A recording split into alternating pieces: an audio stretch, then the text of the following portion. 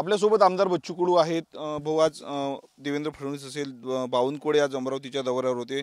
खासदार नवनीत राणांनी नामांकन दाखल केलेत। यावेळी आमदार रवी राणे जे ते तुमच्यावर अनेक गंभीर आरोप केलेत, तोडीबाज करतायत, सेटलमेंट करत असे आरोप केलेत। कसं पाहता तुम्ही? एक तर त्याला कोर्टात खेचू आम्ही, ह्या सगळ्या बाबतीत उद्या परवा आमच्या याचिका जाईल, त्याला कोर्टात त्याच्यातून उत्तरही मागू।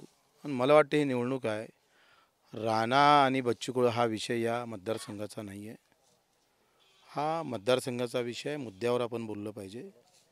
आम्ही जे बोललो ते मुद्द्यावर बोललो आहे, त्याच्यानं तोडी बाजले तू आता 2 दिवस अगोदर माफी मागितली। हे अशा प्रकारची जे आम्ही पाहतो बनवा बनवी कोणाला जमत नाही, ते राणा त्याच्यात हुशार आहे। तो एखादं उदाहरण सांगन खरा असन तर, अंगात लाल रक्त असेल त्यानं कुठं तोडी करावं सांगावं, त्याची मर्दांगी असेल तर।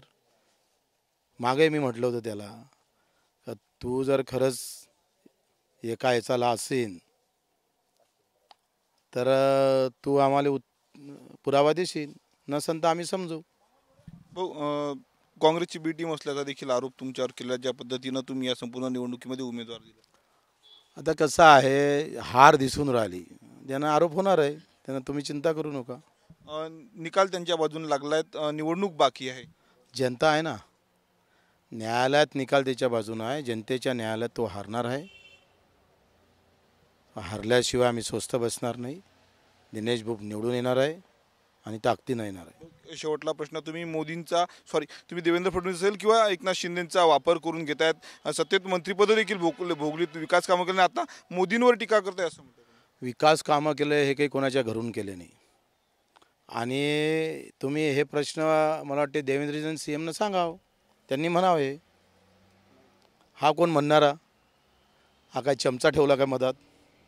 नक्कीच तर होते बच्चू कडू। कॅमेरा निकेत दहातोंडेसह मी स्वप्नील उमाप, TV9 मराठी, अमरावती।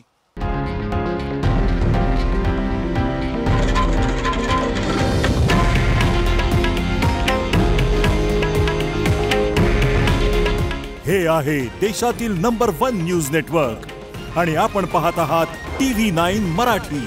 काळजी तुमची, हित महाराष्ट्राचं।